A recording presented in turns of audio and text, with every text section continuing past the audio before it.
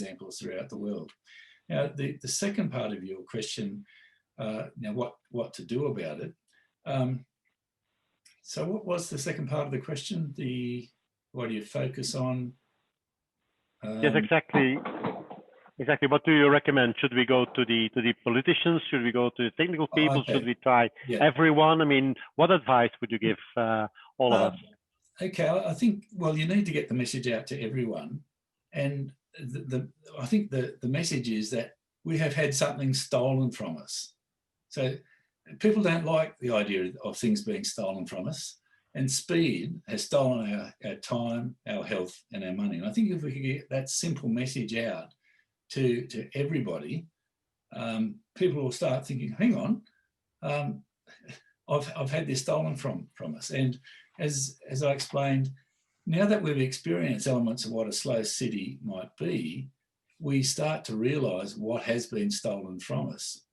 So I think get the message out to everyone, and that's the key message, that something has been stolen. Thanks, Paul. Mario, a question.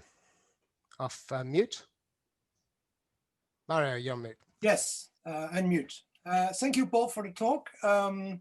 Just let me tell you that I am in Portugal, and I'm very near Pontevedra. And one thing I do a lot is to take Portuguese politicians to Pontevedra, to people from cities, which is a very effective way of looking and being surprised and ask a lot of questions. And Miguel is very good at explaining in a very political way what to do.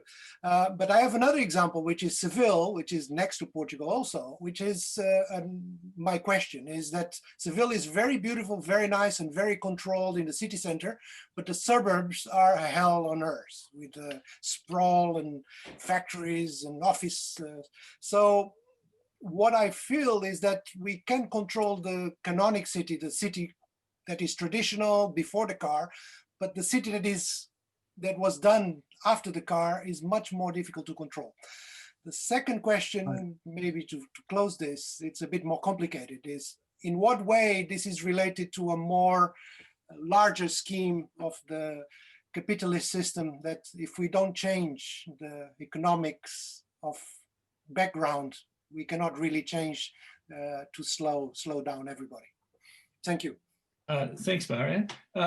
Yes, I agree that the low density suburbs and the separation of different land uses so that people have to travel all over the place is a major problem. But I don't think we should give up on the suburbs. There are examples of suburban transformation where you take suburbs that have nothing but housing and a few local shops, and then you change some sort of a shopping area to build up the housing density around it, to make the streets more livable, to give people a place to go to. And there's some examples of that occurring throughout the world. So I think we need to take up that challenge of trying to slow down suburbia as well.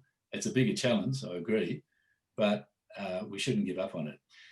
In answer to your question about capitalism being the problem, yes, it is, and capitalism and speed go really well together. Okay, so if we travel faster, we use more energy, we buy more stuff, and it applies to the suburban living as well. When you live in a suburb, with a low density, then you need more stuff. You need more furniture for your house. You need a lawnmower. You need to fertilise the lawn, and you need to travel all the time, even to get to the local shops in a car. So capitalism and speed go really, really well together. But when people are told that speed has stolen their time, their money, and their health, they might start to realise, well, maybe the whole capitalism idea isn't any good as well. But I think we might have more luck attacking speed than attacking capitalism.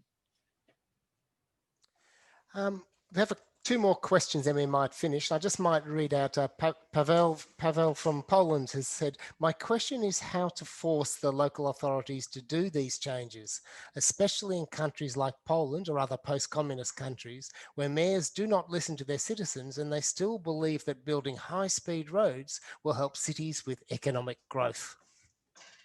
That's an excellent question. I don't have the answer, but when you come up with the answer, please let me know.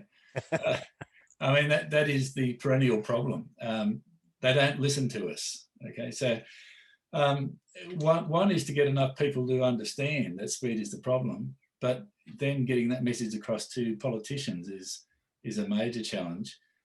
I guess if you get more people to read books like Slow Cities, that might be a start. But yes, major problem.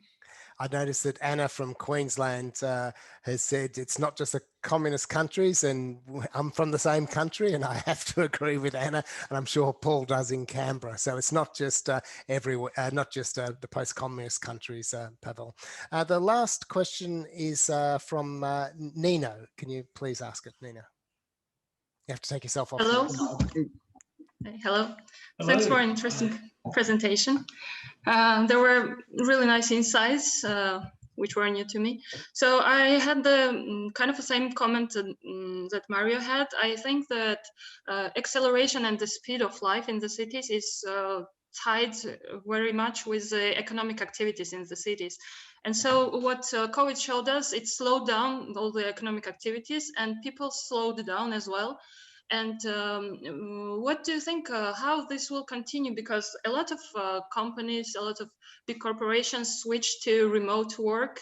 And in Tbilisi also, in Georgia, we saw a lot of people move back to countryside maybe, or stay at home. So there was less travel in the city during work time, during peak hours. Also with studying from home, how this will affect in the long term. Maybe you have some, I don't know, predictions, or probably it won't be the city like mayors of the cities, but the maybe big corporations who will think that it is cheaper for them to leave the remote work in the areas, and probably this also will drive the slow down process somehow. So what's your insight on that? And well, I think there's tremendous opportunities here. And I think behind your question and behind some of the questions that have been asked earlier is the idea that slow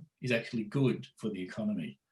So there's a whole chapter in our book that talks about how slow can be good for individuals, it can be good for households, it can be good for local governments, it can be good for whole cities. And one example is that slow cities attract what they call the creative class, sort of young, educated professionals. And they don't want to come to a congested, high-speed city. They want to come to a city that's walkable. They want to come to a city that's livable. So the cities that are going to be most successful in the future are going to be the cities that capitalise on the coronavirus, slow themselves down and create more livable environments, more walkable environments that are appealing to people who will boost the economic productivity of the city. So thank you. Probably that's the answer to Pavel's question as well, because if you show the cities how they can capitalize on slow and how slow is good in terms of money, probably that will lead to change in the end. Yes, yes. Because they always listen to big corporations in the end. So yes. I mean, Rodney wrote the section in the book that explains that, you know, it's good for human health, it's good for environmental health, but it's not going to happen unless it's good for economic health. And the good news is it is good for economic health. Yeah, thank you. Thank you. Thank you, Paul. That's, I think it's a wonderful spot to finish. And I'd like to thank you, Paul. That's absolutely fantastic. I'm always stimulated when I hear you talk, which is not often enough. It's been quite a few years. And congratulations to you and Rodney on your book. I've only read parts of it, but it's an absolutely fantastic read and really key to the work of all of us, all the members of IFP. So thank you very much for your presentation. It's much appreciated. And if everyone can show your appreciation by maybe you can see all the clapping. So thanks again, Paul, and hope to talk to you again soon. Thank you. Back to you, Fiat. And thank you, everyone. It was a pleasure to be with you today. Okay.